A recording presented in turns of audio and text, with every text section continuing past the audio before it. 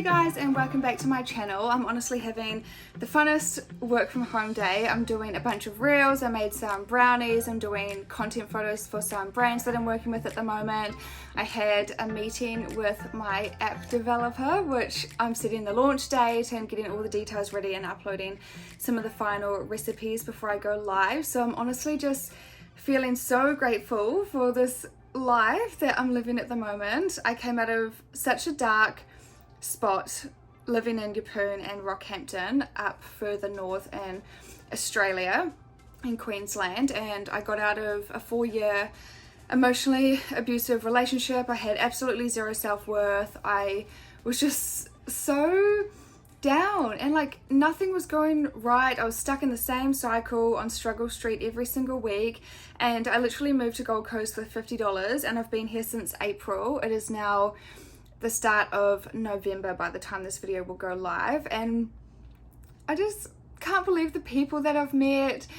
I'm just so happy. So I just was listening to some podcasts this morning and just had a shoulder session at the gym, so I'm just feeling like so amped up for everything. I'm finally doing my 8-week program launch. I've got the app on the way, and then planning to head home to New Zealand for Christmas as well. So everything is starting to go right, and I'm just like really feeling the gratitude. Recently I did a story poll on Instagram. Also, don't forget to check out my account there if you haven't already. So I asked, what do people want to see? And the number one thing was weight loss. So I did one video last week. If you haven't seen that already, check it out. It's about the top 10 mistakes that people make when trying to lose weight.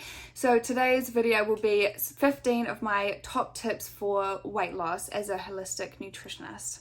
I've had a bit of experience with this just doing preps for bodybuilding shows. I have postponed my next show until April, but because I take a holistic approach, like I just don't like tracking food and I hate rules and I don't want restriction. The second I'm restricted, the second I had a calorie allocation, I blew it over like by eating 3 times the amount of what I meant to eat. So I just find it best to make little swaps in my day-to-day life, and I wanted to share some of my top tips with you. If you like fitness, nutrition, health and wellness content and lifestyle and a bit of business, then subscribe to the channel if you want to see more videos. So let's get into it. Pumpkin is a very low swap for potato. When I used to work at the health store, I would do little lunches either with some greens like some kale, and I'd bring a starch like sometimes potato. So the amount of potato I was bringing, I think about around a cup, was about 150 calories, but pumpkin was only 40 calories because it's got a lot more water density to it. So it still like makes you feel full because it's so fiber rich, but it actually goes a lot further than potato or sweet potato. And I'd put some protein with that as well, like some kind of mock meat or tofu or something like that. So you can try switching out your potato for pumpkin for a while. Number 2, massage kale with a bit of oil to stack your plate up and just enjoy lots of crunchy veggies. One of my go-to dinners is stir fries. I don't know if this is like offensive to say, but I don't know how people eat like frozen veggies. I think I've said it on here before. It's like so yuck to me. Like I could have it in like a pie, like I've made like a vegan chicken pot pie, and that kind of thing is nice in there, but I can't just eat like those little carrot, corn and peas. Yeah, I've got to have crunchy veggies, so I always saute it in a bit of oil and garlic. And everyone's always scared of oil, like, oh my god, it's high calorie, so they cut it out altogether. But if one little bit of oil is going to help you enjoy a huge lot of veggies, then you've really got to outweigh the benefits, and a tiny bit of oil like does honestly no harm at all. So stack up your plate with veggies. And I also really enjoy coconut aminos, like putting a tiny bit in the pan just for that, like that punchy flavor. Don't underestimate walking. I try to walk my dog about every second day, around an hour.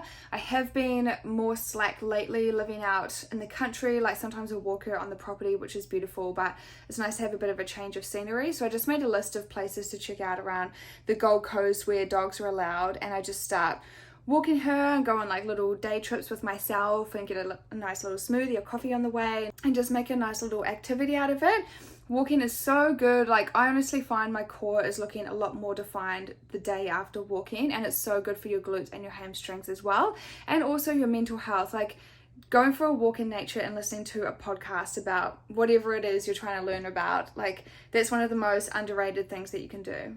Walking is also underrated for digestion, because everyone's got digestive issues, everyone's bloated, everyone's feeling lethargic and groggy, but honestly, going for a walk, it will just start moving everything through your body, and you'll just feel like so refreshed, and like your lungs will feel better because you've breathed in fresh air after sitting inside all day. It's honestly a life changer. Challenge yourself in new ways by mixing up your workout. So obviously for me, strength training is my number one. That will always take priority. That's what I enjoy the most, because you don't exactly have to get like sweaty as and puffed. You can kind of take it at your own pace. I do have to be in the mood for leg days, but I really enjoy upper body days as well. But try and mix in some yoga, Pilates, boxing, HIIT classes, go to a group fitness class, or even start up like a group sport. Heaps of my friends also do like pole dancing, or even just, there's also a dance class in Gold Coast that I want to go to, or there's like twerk classes that you can go to. Just mix it up every now and again so that you're challenging your body in new ways. Stop freaking out over tiny mistakes. This can be in relation to calorie and macro counting. Like, some people get so particular and get caught up on the tiniest things that they're stressing out that they ate this tiny thing that's not on their plan. And honestly, it doesn't matter. So many people are weighing every little thing to the T. And honestly, when I did my first bodybuilding show, this was a real eye-opener for me. One of the girls in my changing room, and like, not criticizing her or anything, I follow her online, like, I don't think anything bad of her, but she said that she cuts cashew nuts in half in order to get to the exact weight that it's meant to be on the scale. And that is for bodybuilding prep. That's obviously not for day-to-day life, but that's how serious people get with like getting it exactly right. And I don't know what that's like, because I only know intuitive eating, and I've never successfully been able to stick to a calorie deficit, or like, I do naturally, like, it's hard to explain. I do naturally if I'm not as hungry, or if I'm out more and I'm busy and I just don't have as much of an appetite, I can stick to it easy, but not when it's forced upon me for like a period of time kind of thing. So many girls don't take part in social situations because the food or drinks at restaurants and cafes aren't on their plan, and so many, they just get really bad eating disorders. They can't like see their friends or be part of society for this period of time while they're being so strict. So yes, in bodybuilding, like, I understand, but for people in day-to-day life, you don't need to take it to that kind of extreme. I actually had a client a little while ago, and she was like, oh, I think the reason I can't lose the weight is because her and her friends would take turns going out to all these restaurants each week, and they would all take turns picking one. So they'd go out and get, I think they got like ribs, and they'd go out and have beer, and they'd have cheese platters and bread and stuff like that. So it was very, very dense food, which is all well and good on occasion, but not as like a weekly thing. So I said, how about, say if there's 5 friends, you all take turns hosting a lunch on the Sunday each weekend. So you'll go 5 friends, each one has a turn, and then on the 6th time, that's when you go to the restaurant. So it's just spacing everything way out and eating more whole foods, and instead of having cheese platters, have veggie platters and stuff like that. So it's just making those little swaps and still being able to socialize, but trying to opt for more whole foods in the process. Number 6, master the basics. A lot of people think you have to do very fancy Instagram workouts, or they don't know what they're doing, so they just go to the gym and do a bunch of random stuff. But 3 of the main ones that are honestly going to build your whole entire body: squats, deadlifts, and hip thrusts. It uses such, it's basically like a full body movement, like uses such large muscle groups that's what's going to build up your core strength as well. You don't need to do sit-ups to get abs. It's going to build your legs, your glutes. So those are the 3 things that I'd recommend. And some of my other favorites are like going on the hack squat and reverse lunges and stuff as well. Just working those bigger muscles. But the way to get more definition in your body is lowering your body fat percentage. And honestly, it's mainly going to happen in the kitchen. Increase muscle mass to ramp up your metabolism. Go to the gym, lift heavy, try to lift heavier than the boys if you're a girl, start challenging yourself. I find it helpful to have an app. My personal trainer uses an app called Trainerise. So she sets my program, it's got how-to videos, it's got my whole program. That's what the game changer was for me when I started taking this seriously and really started training, not exercising. Before that, I would just go in willy-nilly, I'd make it up each time. But you really need to be doing progressive overload on the same exercises and getting better and better at the same few basic things, and switching up your program every six weeks or so. But it's about getting better, improving your form, adding weight to the same few exercises until you master that. And fun fact, your resting metabolism, so that's actually optimized the more muscle that you have. So someone who has more muscle mass versus someone who doesn't really do strength training, if they're both sitting at the computer all day, the person with more muscle will be burning more calories than the person who doesn't do the strength training. So you can still have relaxing days or have office jobs like I do and still be able to burn off the calories as well. Number 8, stop eating fake shit. Swap soft drinks and Coke for kombucha. They're even bringing out cola kombucha, and it's got cola nut and like natural flavors. And you know when you drink Coke and like, I honestly don't think I've had it for years, and it like, you can feel the sugar on your teeth, and it's so like, it's just so intense and just tastes like chemicals. Probably no one else thinks that apart from me, but when you have the cola kombucha, it's like so smooth and hydrating. You can feel that it's actually like good for your body, but it's like similar kind of taste, but it just feels so much more natural and like it will actually benefit us. Another one I have, like all these fitness influencers post like low cal snacks and go to the supermarket and just post like processed shit. Low calorie doesn't matter. Like, opt for health and opt for whole foods and opt for longevity. So one of the reels I just made for my Instagram was for this More Life chocolate nutty brownie. So all you had to add is the wet ingredients. Super easy. I also do have a discount for them as well, which is Cassie15, so I can link that below. They've got such amazing baking mixes, great if you've got a busy lifestyle. So the ingredients in this, literally a brownie, number one ingredient, cashews, literally a whole food, cacao butter, cacao, coconut dark chocolate, coconut nectar, dates, baking soda, vanilla bean, and monk fruit. You can literally pronounce every ingredient on there. It's so delicious. I just had a piece. It makes you feel so good. You don't feel like gluggy and like you're on a sugar high or gross from the gluten. You literally feel so good and energized for the afternoon. So that's like the perfect pick-me-up. But like all the processed stuff, it can do damage, not damage to our gut, but it just makes you feel not so good in the end anyway. So even if it's low calorie, it doesn't mean that it's actually good for you or that you should eat it all the time. Swap cheese for nutritional yeast. You can still have cheese if you want to, but if you're trying to lose weight, cheese is very calorie dense. Even when you feel it, it's like so gluggy. So some of my favorite things to use it in is mac and cheese. I used to have a pack from Plantasy Foods, which had nutritional yeast, think tapioca starch, and just like some garlic powder and stuff. So you just add plant-based milk and it creates a beautiful cheese sauce. When I ran out of that, I literally just make my own. It's not a creamy as one. I just do the lazy girl way, which is just nutritional yeast and soy milk, and then just stir it into the pasta, and boom, you've got this beautiful cheesy sauce that's way lower calorie. Nutritional yeast also has a few B vitamins in it and protein as well.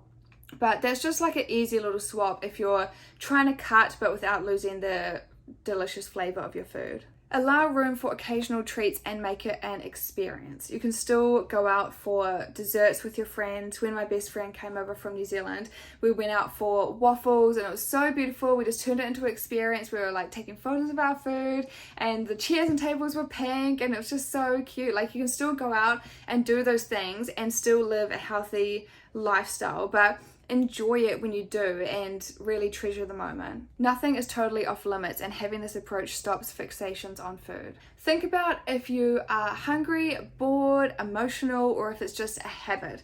If you are stopping into a store every day on the way back from work to get a sweet treat, are you actually hungry, or is it just because you stop there every day and in your mind you're expecting it? So maybe instead of going 5 days a week, can you switch it back to just Fridays, and that's your special day to get the special treat? So you don't ever have to cut out anything 100%. It's just about finding balance and making more of a lifestyle out of it rather than a day-to-day thing. Fill up on soup, broth, tea, and low-calorie liquids. Veggie broth is a great one to have just to sip on it while you're cooking dinner. I know a lot of people have started having bone broth first thing in the morning.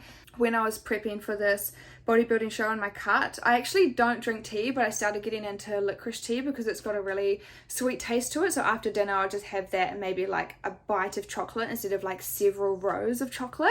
So just filling up on those low calorie liquids can help keep you feeling full and satisfied. Swap chocolate for protein mousse, shakes, and bars. Protein bars are still quite processed. I've gone through periods where I'm like, it's all I want, and I always buy them first when I'm at the supermarket, and then I can start to kind of feel like it's actually quite oily and has like a lot of additives to it, and it still isn't actually the best. I do still recommend them because instead of having like chocolate or a processed muffin or something, at least a protein bar will keep you feeling full, and especially if it's paired with a piece of fruit or something.